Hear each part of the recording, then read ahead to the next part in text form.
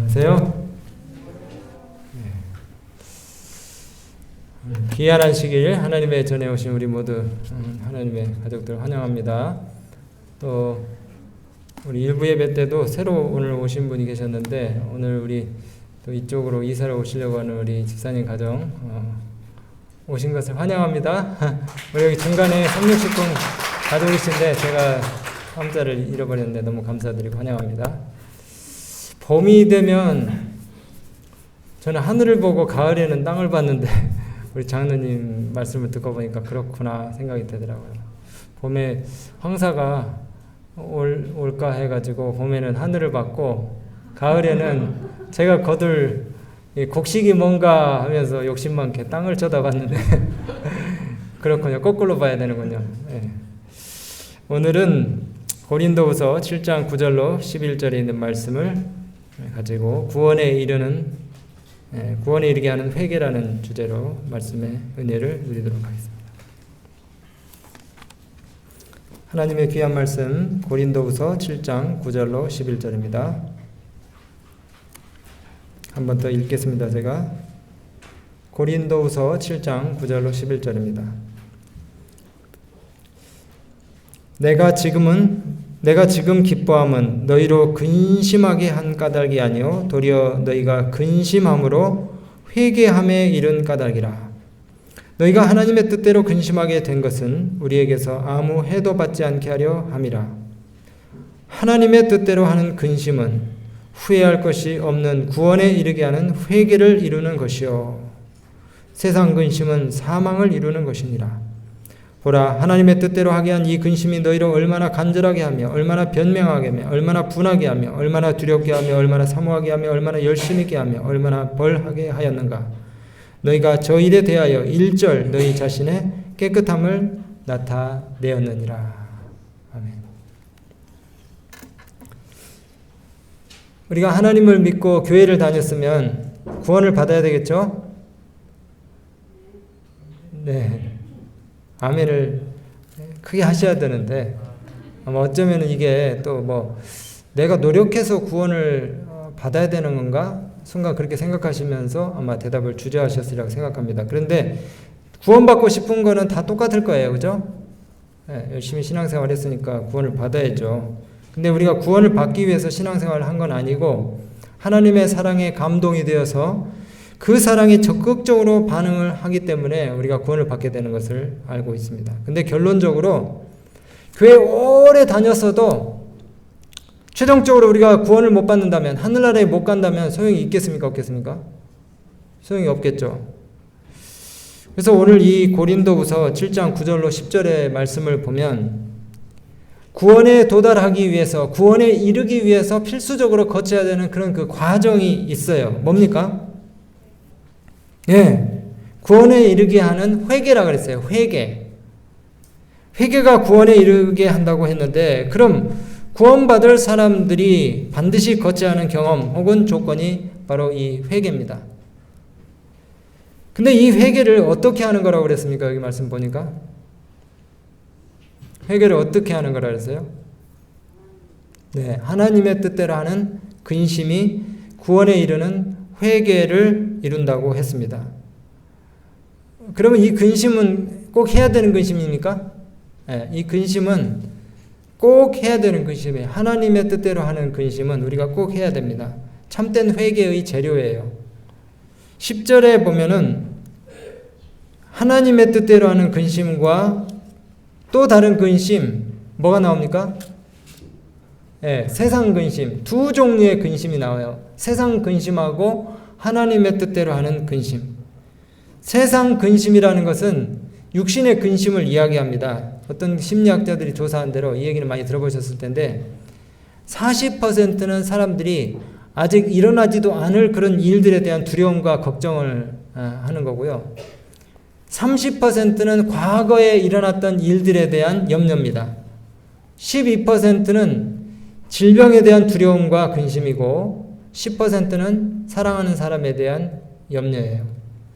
그래서 92%의 일들은 실제로 일어날 일들에 대한 근심이 아니라 그냥 일어나지도 않을 그런 그 일들에 대한 염려예요. 오직 8%만이 현세적이고 실제적인 사실적인 일들에 대한 염려인데 이런 근심이 사람에게 스트레스를 많이 줘가지고 병을 유발시키고 우리를 사망으로 이끌고 있어요.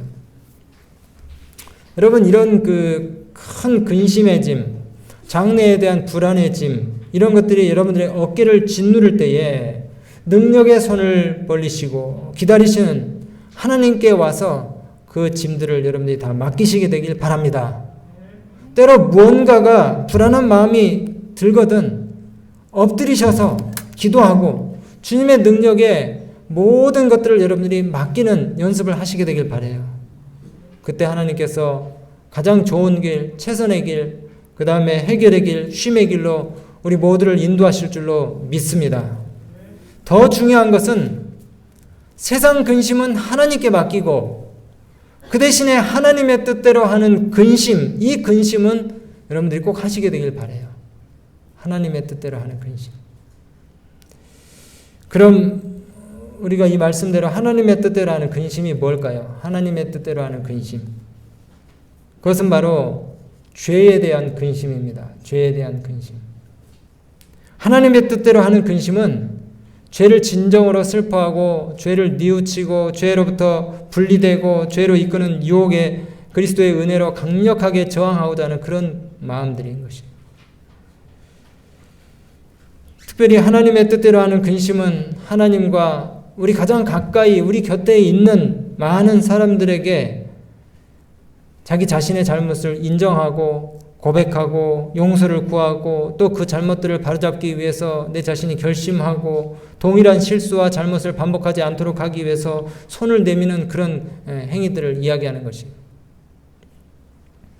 이런 전 과정들이 성령의 강력하게 역사하시는 그 우리 마음 가운데 역사하시는 그분의 은혜와 또 공로를 통해서만이 이루어질 수 있는 것입니다.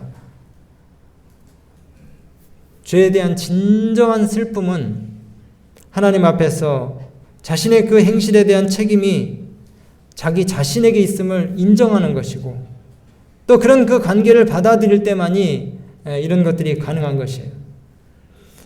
여기 죄에 대한 참된 근심과 거짓된 세상 근심의 차이점을 극명하게 보여주는, 대조적으로 보여주는 최고의 예증이 있어요. 예수님이 신문을 받으시고 또 마지막 십자가의 사건을 앞에 두고 마지막 시간들을 보내실 때에 베드로와 유다가 보여주었던 그런 그 대조적인 모습. 여러분 베드로와 유다는 둘 다 똑같이 죄에 대한 양심의 가책을 느꼈지만은 한 사람은 죄에 대해서 진정으로 근심했기 때문에 그리스도 안에서 새 생애로 거듭났고 다른 한 사람은 죄의 결과만 근심했어요. 죄의 결과. 잘못이 폭로됐을 때에 오는 당혹감, 들통났을 때에 갖게 되는 염려, 자존심의 상처를 받게 되는 것, 혹은 일어날 불행한 일들에 대한 두려움, 이런 죄의 결과들만 그가 근심한 나머지 처절한 절망에 빠져서 결국은 극단적인 선택을 하게 된 것이 뭡니까? 자살이에요. 자살. 유다에게는 돌이킬 수 있는 기회가 영감의 글에 보면은 많이 있었어요. 그 전에. 근데 지금 여기 이제 십자가 사건을 앞두고 만찬 자리에서 벌써 4번씩이나 유다에게 돌이킬 수 있는 기회가 주어졌습니다. 성령의 호소가 있었어요. 첫 번째는 성만찬 도중에 제자의 발을 씻기시면서 예수님이 너희가 다 깨끗한 것이 아니니라 이렇게 말씀하셨을 때에 유다는 이 말이 자신을 두고 한 말이라는 사실을 깨달았을 거예요. 자기가 마음 가운데 꾸미고 있는 그 음모를 본인이 잘 알고 있으니까 그가 그 자리에서 회심했었어야 돼요. 회개했었어야 돼요. 두 번째는 주님이 좀 더 노골적으로 너희 중 하나가 나를 팔리라 그렇게 얘기했습니다. 그게 누군지 알잖아요. 자기가. 거기서 그가 또 회개했었어야 되는데 무시했습니다. 셋째는 유다가 천연덕스럽게 이렇게 얘기했어요. 주님, 저는 아니죠. 그때 주님 뭐라고 말씀하셨습니까? 네가 말하였도다. 이 정도 하면은 진짜 유다가 회심하고 무릎을 꿇었어야 되지 않겠습니까? 근데 마지막으로 예수님이 유다에게 결정적인 경고를 하십니다. 내가 떡 한 조각을 적시다 주는 자가 바로 그니라. 그러면서 그 한 조각을 적셔다가 유다에게 주셨어요. 입을 벌려서 유다에게 넣어주니 네가 나를 팔 것이라고 그렇게 공포를 하셨는데도 유다가 어떻게 했습니까? 여전히 그 마음에 이 성령의 호소를 무시하고 그 경고를 거절했어요. 이런 성령의 호소가 계속해서 주어졌을 때 유다가 회개했어야만 했습니다. 즉시로 하나님의 뜻대로 하는 그 근심을 했었어야 돼요. 근심을. 반면에 베드로는 어떻게 했습니까? 베드로는 3번씩이나 주님을 똑같이 부인을 했지만은 그는 자기가 지은 그 죄에 대한 깊은 깨달음과 그 다음에 뉘우침을 마음 가운데 가지고 있었어요. 그래서 울며 통곡하며 진정한 회개를 그가 발산했습니다. 여러분, 하나님의 뜻대로 하는 근심은 반드시 회개라고 하는 열매를 맺습니다. 성령께서 이 같은 근심을 통해서 우리로 하여금 회개의 역사를 이루시기를 간절히 원하시는 것이에요. 바울이 말하는 것은 하나님의 뜻대로 하는 근심은 자기 자신만의 행위가 하나님의 판단에 합당한 것인가를 생각해서 자기의 잘못을 진정으로 뉘우치고 돌이키는 데까지 나아가는 그런 근심을 바울이 말하고 있는 것이에요. 아까도 말씀드린 것처럼 하나님의 뜻대로 하는 근심은 무슨 근심이라고요? 죄에 대한 근심이에요. 내 죄에 대한 근심이에요. 하나님의 은총을 저버린 그 행위에 대한 근심은 신령한 근심입니다. 이거 우리가 꼭 해야 되는 그런 근심이에요. 반대로 세상 근심은 분노하고 원한을 품고 자기를 정당화하는 데 애쓰는 그런 근심이에요. 이런 근심의 결과는 낙담과 좌절, 끝내 유다와 같이 자살로 몰아가게 되는 것입니다. 자기 파괴적인 성향으로 발전하게 되는 것이에요. 사무엘하 17장에 보면은 압살롬의 군대장관 아히도벨이 나오고요. 또 다른 군대장관 후세가 나옵니다. 근데 다윗 왕을 부서뜨리고 죽일 그런 그 모략들을 이 아히도벨과 후세가 제안을 하는데 후세의 제안이 받아들여지고 이 아히도벨이 자기의 제안이 받아들여지지 않게 되자 분노와 좌절감을 가지고 그가 고향으로 돌아가서 목매어서 자살을 했어요. 원한과 자기 정당화, 이것이 바로 세상 근심의 극단적인 표현입니다. 여기 좀 전에 우리가 보신 것처럼 유다와 베드로의 경우처럼 두 종류의 전형적인 신뢰가 성경에서 또 나오는데 그것은 바로 에서와 다윗의 신뢰예요. 우리가 종종 에서를 생각할 때 에서가 뭘 잘못했지? 야곱이 형의 장자권을 가로챈 것이 나쁘고 그 다음에 에서는 피해자인데 에서가 뭘 잘못했지? 이렇게 생각할 수 있어요. 근데 에서는 하나님께서 부여하시는 이 장자권, 이 축복의 어마어마한 은총에 대해서 경홀히 여겼습니다. 여러분, 우리가 하나님께서 우리에게 베푸신 그 구원을 경솔하게 생각할 수 있습니까? 만약에 정말 하나님에 대해서 우리가 알려고 하지도 않고 예수님에 대한 경험도 없이 이 교회만 그냥 왔다 갔다 한다 그러면은 이것도 역시 어쩌면 우리가 하나님께서 우리에게 베푸시는 그 구원의 가치를 우리가 소홀히 여기는 것일 수 있어요. 근데 이 에서가 장자권을 소중하게 생각하지 않고 야곱에게 팥죽 한 그릇에 넘겨버린 후에 축복을 다시 받기 위해서 그가 눈물로 간구했어요. 히브리서 12장에 나와요. 16절, 17절에 그러나 에서의 그 간곡한 정말 간절한 그 눈물 이면에는 자기 반성과 통회하는 심령이 없었어요. 에서는 잃어버린 장자권만 아쉬워하고 슬퍼했던 것입니다. 그는 축복을 도로 찾기 위해서 눈물을 흘린 것이지 자기가 하나님께서 부여하실 그 엄청난 축복에 대한 가치를 마음 가운데 알고 회개한 것이 아니었어요. 하나님의 은혜를 가볍게 생각한 것에 대한 회개의 눈물을 그가 흘리지 않았던 것입니다. 그렇기 때문에 아무리 그가 눈물을 많이 흘리고 통곡을 한다 한들 잃어버렸던 장자권을 다시 되돌려 받을 수 있어요? 없어요? 없어요. 하나님의 선물을 멸시했기 때문에 그의 마음에는 근본적인 변화가 일어나지 않았습니다. 반면에 우리아를 범한 다윗은 어떻습니까? 다윗은 진짜 죽을 사람 중에 죽을 사람이에요. 그가 저지른 죄가 10계명으로만 봐도 3개도 아니고 4개, 5개예요. 살인하지 말라, 간음하지 말라, 도적질하지 말라, 거짓 증거하지 말라, 남의 아내를 탐내지 말라. 얼마나 많이 죄를 졌습니까? 그런데 그렇게 극악무도한 죄인이 자기 죄를 진심으로 깊이 뉘우치고 통회하고 회개하고 그 죄로부터 완전히 돌이켰기 때문에 하나님으로부터 죄사함을 받게 된 것이에요. 여러분, 그러면 이제 하나님의 뜻대로 하는 근심은 후회할 것이 없는 구원에 이르는 회개를 가져온다고 했는데, 이 그리스도인 경험에서 회개가 얼마나 중요한지 우리가 성경을 통해서 다시 한번 확인해 봐요. 여러분, 우리 기독교인들이 흔히 믿기만 하면 구원을 받는다고 이렇게 얘기를 하는데 정말 그럴까요? 믿기만 하면 구원을 받는다. 성경은 그 구원의 조건으로 믿음뿐만이 아니라 회개에 대해서 말씀하고 있습니다.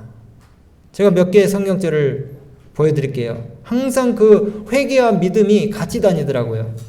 참된 회개가 진정한 믿음을 낳습니다. 지금 우리가 교회 내에서 참된 회개를, 회심을, 거듭남을 경험하지 못했기 때문에 하나님의 사업들을 할 때에 혈기로 할 때가 많아요. 우리 지혜와 판단과 욕심으로 하나님의 사업조차도 우리가 하려고 덤벼들 때가 참 많이 있어요. 이거 정말 큰 문제입니다. 회개와 믿음이 항상 같이 다닌다는 사실을 기억하시기 바랍니다. 마가복음 1장 15절에 때가 찼고 하나님의 나라가 가까웠으니 회개하고 복음을 믿으라. 믿음과 회개가 같이 왔죠? 사도행전 20장 21절 유대인과 헬라인들에게 하나님에 대한 회개와 우리 주 예수 그리스도께 대한 믿음을 증거한 것이라. 믿음만 증거한 것이 아니고 뭐도 증거했어요? 회개도 증거했어요. 히브리서 6장 1절입니다. 히브리서 6장 1절 그러므로 우리가 그리스도의 처벌을 버리고 죽은 행실을 회개함과 하나님께 대한 믿음과 하나님께 대한 신앙과 여러분 청교도 운동의 대표적인 지도자 토마스 왓슨이라고 하는 분이 회개라는 그런 그 책의 첫머리에 이런 말씀을 썼어요. 이 생에서 성도에게 절대적으로 필요한 2가지 은혜가 있다면 그것은 바로 회개와 믿음이다. 이 둘은 성도가 하늘나라에 가기 위해서 날아가는데 절대적으로 필요한 2 날개이다 이렇게 얘기했어요. 뭐와 뭐가요? 회개와 믿음. 회개와 믿음. 여러분 우리가 하늘에 가려면은 반드시 죄를 회개하고 예수님을 믿어야 합니다. 그러면은 참 믿음과 함께 역사하는 이 구원에 이르게 하는 회개가 무엇일까요? 여러분이 참된 회개에 대해서 참된 회개가 뭔지를 알고 싶으시면은 정로계단을 꼭 읽어보시기 바랍니다. 정로계단에 너무나 쉽게 잘 나와 있어요. 회개라는 것은 죄를 진정으로 슬퍼하고 그 죄로부터 떠나는 것이다 얘기했어요. 근데 우리의 죄가 얼마나 악한 것인지 우리가 깨닫지 못하면은 우리가 죄를 버리지를 못해요.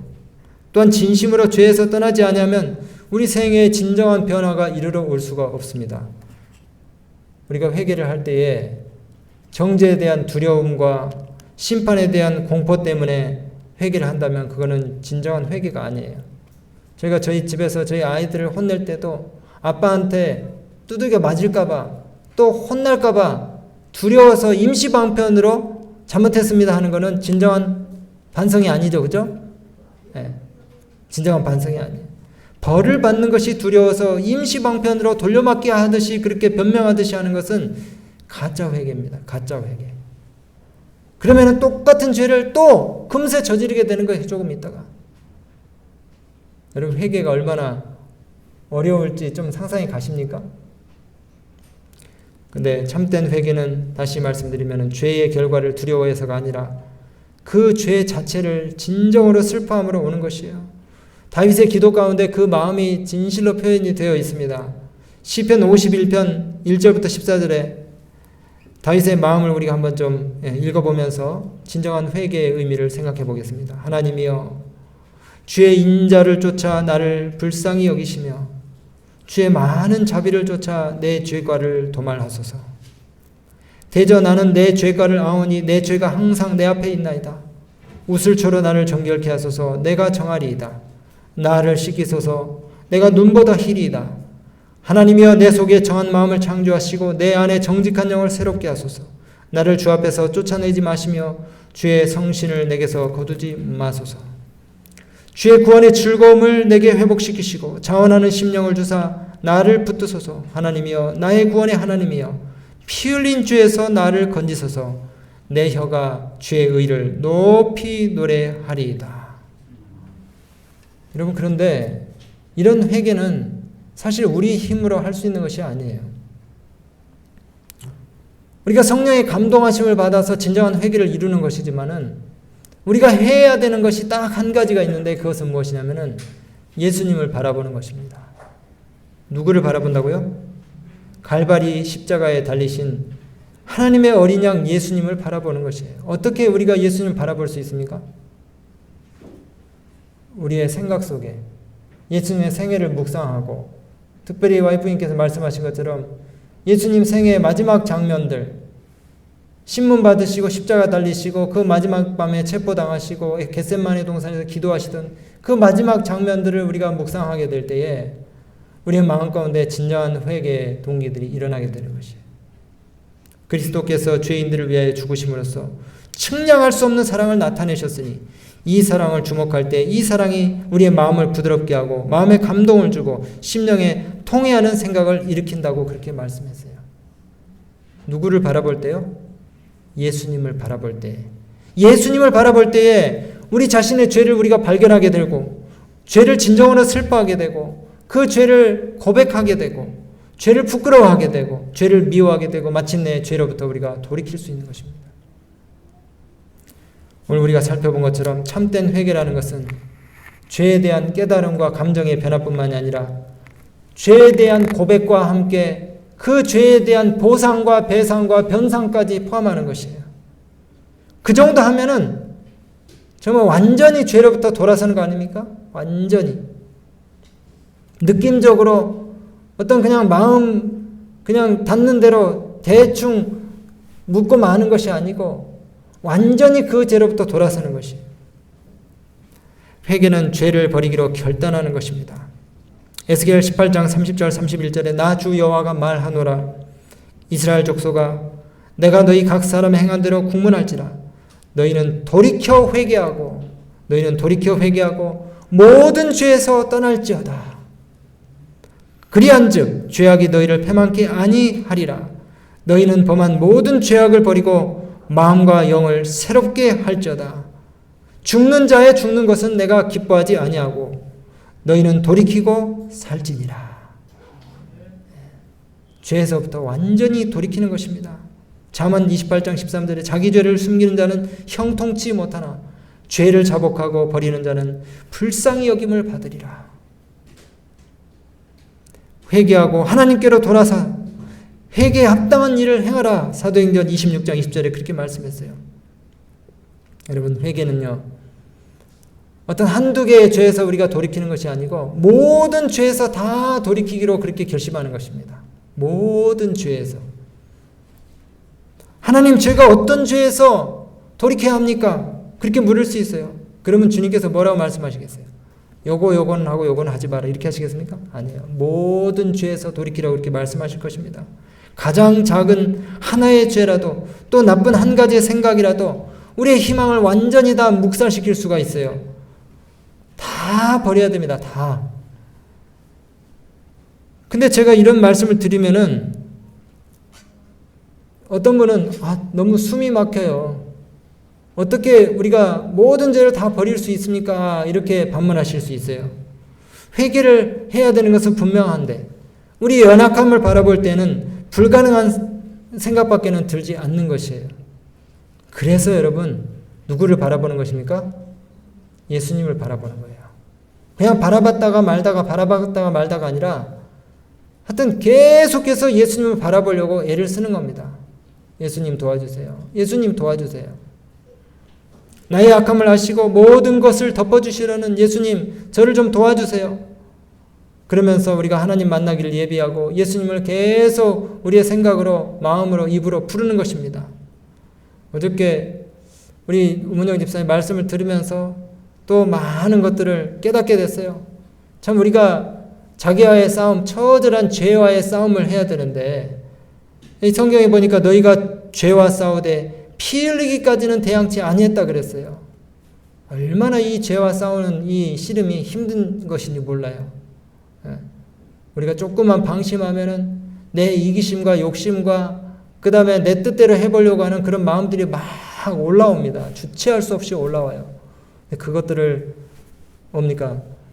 누르기 위해서 자꾸 예수님 이름을 부르는 것이에요. 예수님 생각을 하고, 남들이 바보 같다고 생각할지라도 계속해서 우리가 예수님의 이름을 부르는 것입니다. 그리고 찬양하고.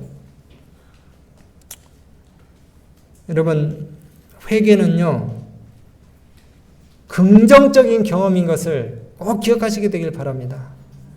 작년에 제가 말씀드린 내용 다 까먹으셔서 참 다행입니다. 예. 작년 설교 그대로 베껴왔는데, 회개라는 것은 흐느끼는 감정과 슬픔과 행위로 시작이 되지만 그 결과는 매우 유쾌하고 상쾌한 그런 경험입니다. 시편 51장의 회개의 목적은 단지 그 우리의 마음을 상하게 하는 것뿐만 아니라 새로운 삶을 충분히 진정으로 즐길 수 있도록 하는 것이라는 암시를 우리에게 보여주고 있어요.